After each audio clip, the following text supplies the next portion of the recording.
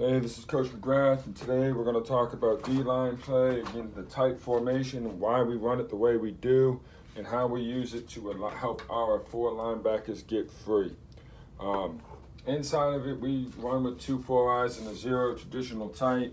Our first rule is our 4 eyes are to attack the inside shoulder of this tackle. We don't want to allow that tackle just to automatically squeeze down on his 4 eye and just push him down to open up that C gap at any reason. So we do attack the inside shoulder. Once we attack this inside shoulder, our eyes are to be on the outside knee of the guard. There's only a handful of blocks that the guard's going to do that are actually going to tell us the play's coming to or the play's going away from us. If that outside knee attacks us, we now know, okay, we got to double team, we got to get skinny, we got to clog the hole. Once that happens, we know to attack the double team man. We attack the double team man right off rip because we believe that the double team man is the tackle. So on both sides, if they were to attack our inside shoulder of the tackle, we now know this guard steps to us, gets skinny, we stay in the gap. And now we believe that we have 2-on-1 and we're feeling pretty comfortable. If he is to step down away from us towards this 0, now we're telling our 4 eye, you're going to keep hands on the tackle, try to penetrate into the B gap, and get your eyes into the backfield. Once his eyes are into the backfield, now he'll be able to see where the running back and the quarterback are going. If you got any type of zone read or anything like that, he should be able to still have eyes there. You got your guys here. If it's a zone read, you're going to be able to see those steps if this guy steps down. Now the next set is if he's pulling. If he's pulling away on either side, we now chase hip. Hands have attacked the tackle. Now we're going to chase hip down horizontally down the line.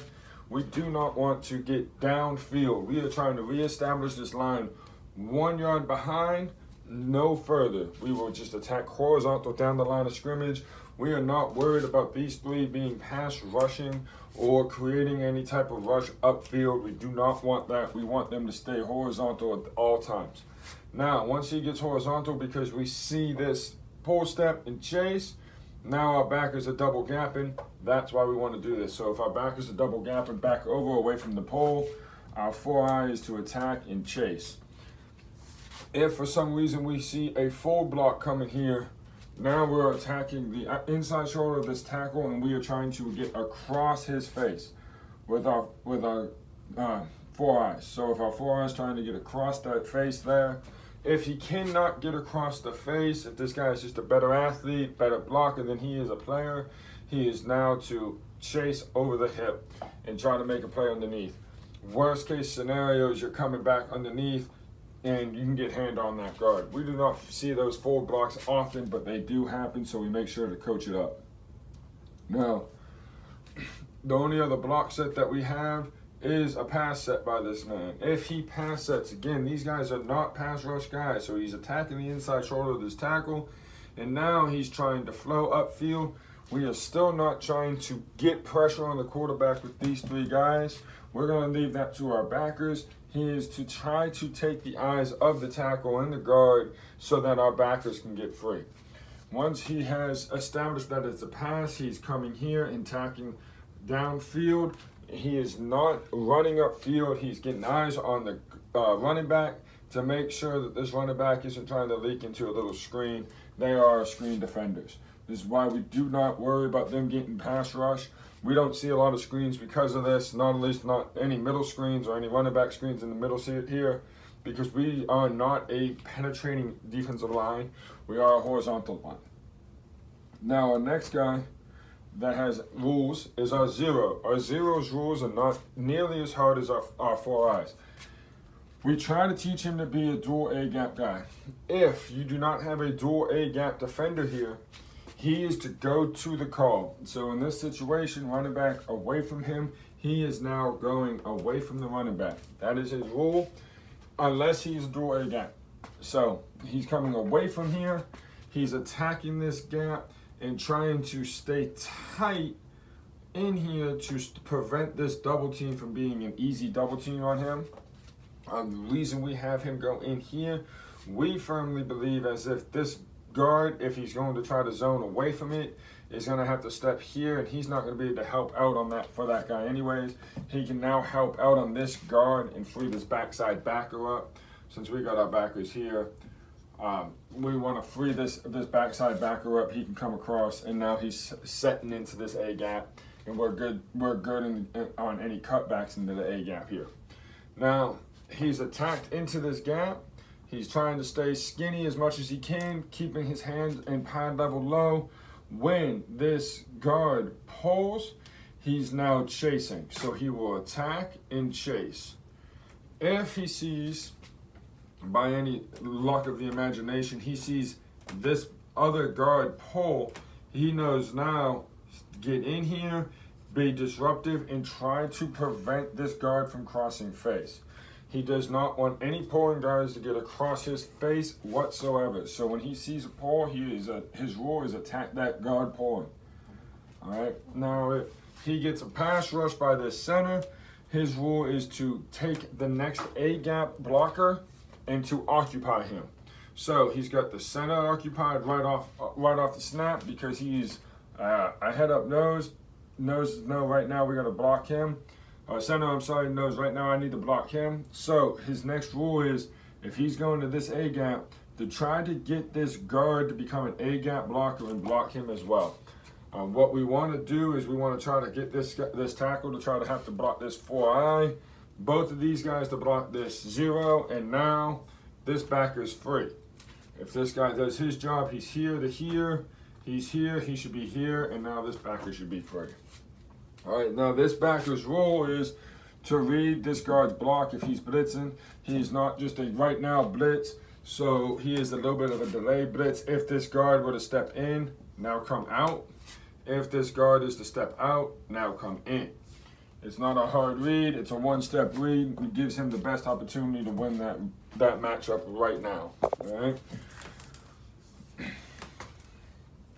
So what we're looking for is our linemen to be quick but strong. Now quick, we do not care about that 40 times or the 10 time. All we really care about is the first 2 to 3 steps. This guy, we want to be able to get 1, 2, 3 right now. 1, 2, 3 right now. 1, 2, 3 right now. We want to reestablish this line. We want to replace butt to butt. All right. If this guy can get his butt on the other side of this offensive lineman, we know we have won that matchup. With the way we line up our backers and in the positions that they're in, it doesn't matter what formations you run in the backfield. They know, okay, these are our rules. Now, if we want to stunt or slant, which we will do and we will do often, our 4 eyes will jump to an A gap. So if we were slanting to the strength call, our strength call is always away from the running back. So he would become the A gap defender. He's now this A gap defender. He becomes a C gap defender. All right. Now, if we're slanting away from the running back in the strength call, this backer knows I'm going right now. And now he knows I got B, I got B. All right. This backer has to understand common sense football. If this running back is lined up to his side, his first running threat is the quarterback. All right. So when he knows that quarterback is his first running threat, this 4-eye crossing face tells him I'm either a pass rush right now once I see pass, or I need to read the play from between here. That will also help him tell this 4-eye, hey, you want to get eyes right now on this outside knee of this guard. You're slanting this way. Get your eyes on this outside leg of this guard. If you see him pass set, he's no longer trying to get into this A gap. Once he sees pass set, he is to try to attack this inside shoulder of this guard and occupy him. This tackle now has to turn out on the backer, and now he's a rush guy right here. All right. So the 0 tech is same rules. He has nothing really changed. He is attacking this A gap. Once he sees pass set, he now knows, okay, I need to occupy both of these guys by any means necessary. A lot of times that comes by attacking the inside shoulder of this guard. When he attacks that inside shoulder, this guard's eyes see, he feels the pressure, he turns into it. The center turns into it, especially at the high school level. Now he's good to go. He's in there. You're even at the big D1 Power 5 schools. If this zero tech is attacking appropriately, you will see this guard a lot of times, and this center a lot of times will pick him both up because neither one of them have been able to figure out where he's actually going. All right. Now, if we're slanting weak and away from the call, as sometimes we do, our rules for our 4-eye don't change. We're just now replacing the call here. All right. So our rules are still going to be the same, except now his eyes need to get on here, and he needs to attack the inside shoulder of this guard. He wants to he's trying to come free. If he knows he's not going to be able to come free, come to the inside shoulder of this guard and occupy. Now he wants to occupy both the guard and the center, and he wants to occupy this outside shoulder. Now when he slants outside, he is not looping. He is taught to attack the outside shoulder of the tackle and to keep his outside arm free. Because once his outside arm is free, he has now become the contained man on that side. So we don't have to worry about contain at any situation. Now this backer and this backer know their rules. He's now attacking right now. This backer we would generally stunt back inside. Okay? So it's important that the defensive line understands what the backer's rules are going to be and why they need to attack the way they're attacking. If we have a pinch call, we are not looking to try to clog everything in the middle up like most pinch calls. We are attacking the outside shoulder of the guards right now at the snap of the ball. We are attacking the outside shoulder of the guards. He has now his call. Again, he would be away from the back call here. So he's coming here. Once we do that, we have every rule that we need to do.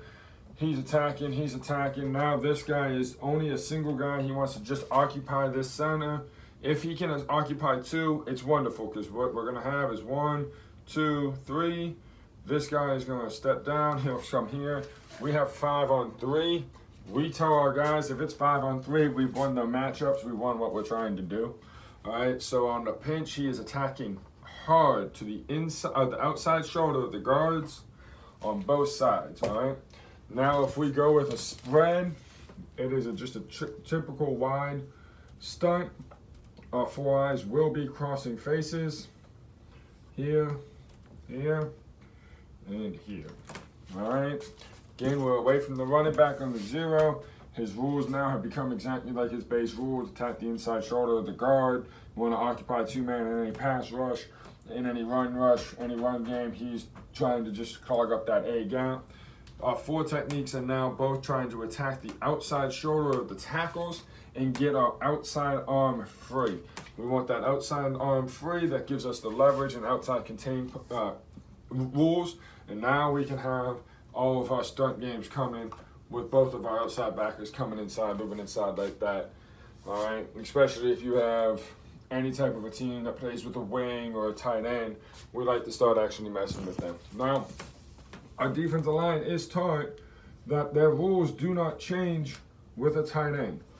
It does not change because we understand what our base rules are. So here we go. If we're going to pinch, we're still going to attack here. If we're going to go wide, we're still going to attack the outside shoulder. If we're going to go to our base rules, we're still attacking the inside shoulder of the tackles. All right? So our defensive line play in the tight is very limited on what we actually have to do, which is one of the reasons we like it. These 3 guys don't have to be the smartest guys. We put in install. When we install, we go, listen, you're attacking the inside shoulder of the tackle. You're attacking the A gap away from the running back. And that's our entire rules. Now, we will have our 2 outside backers will get coached up with the defensive line coach. All right? And we have 3 days to practice before a game. On Mondays, they are with the defensive line coach. On Tuesdays, they're with the skills guys and our 7-on-7 with our linebackers coach. And on Wednesday during Indy, they're with the defensive line, and during 7-on-7, they're with the linebackers. The reason we do that was we want them to get this plenty of defensive line work.